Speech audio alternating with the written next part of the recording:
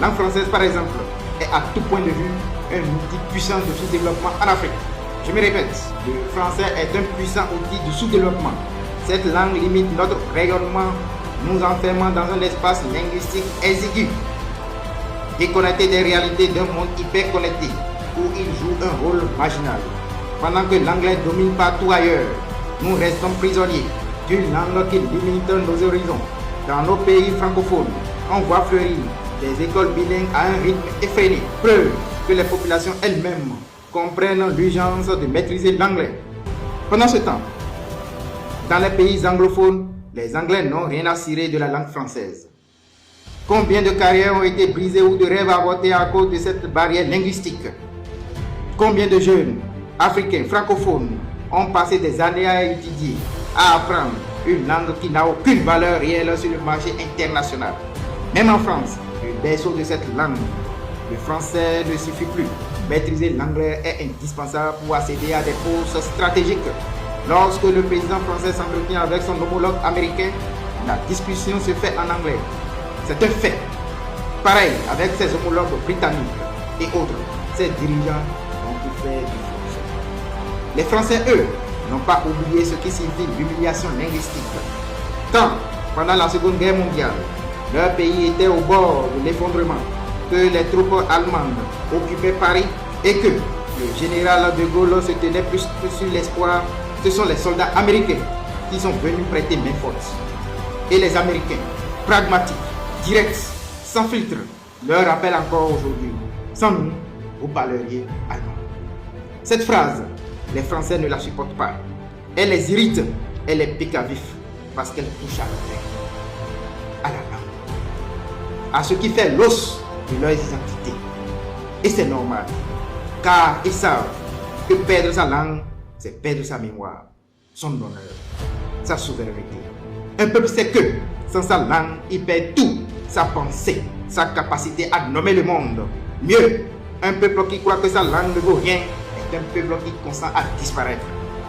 Mais alors, pourquoi nous, qui avons été esclavagisés, colonisés, humiliés, dépossédés jusqu'à la sétasse, acceptons tranquillement de continuer à parler des langues de ceux qui nous ont mis à genoux? Cette langue n'est pas venue nous visiter avec des paroles mielleuses, de la poésie ou de chant, mais plutôt à coups de canon et du fouet. C'est la langue du commandement, celle qui a réduit nos aïeux en esclaves, celle qui leur a appris toute leur humanité. C'est cette langue qui nous a jadis déshumanisés et déclassifiés. Où est notre orgueil? Où est notre feu? Où est notre refus? Peuple africain, on nous l'a imposé à nous, non pas en hypothèse, mais en réalité.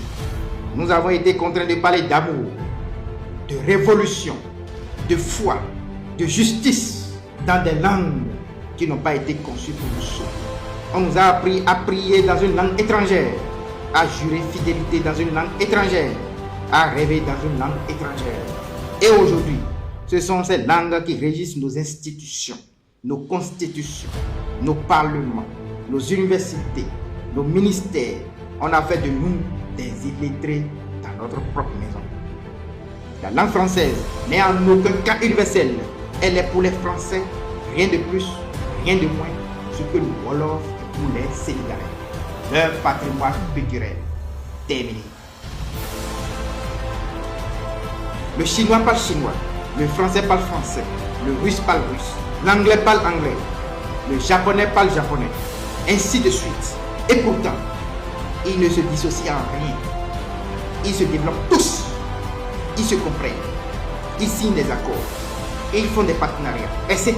Et l'Africain, il faut donc impérativement répudier le français, l'écraser et l'éjecter définitivement dans la poubelle des histoires oubliées, et enfin rebattre les cadres linguistiques pour un nouveau règlement.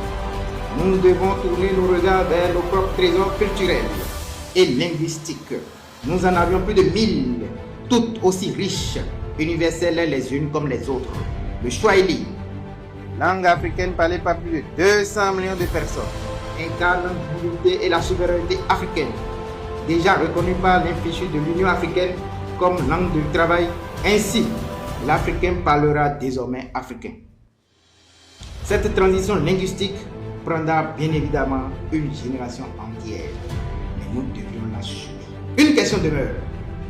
Comment un tel continent, porteur de tant de lumière et de génie, a-t-il vu ses réalisations sombrer dans l'oubli et la méconnaissance totale? Quel mécanisme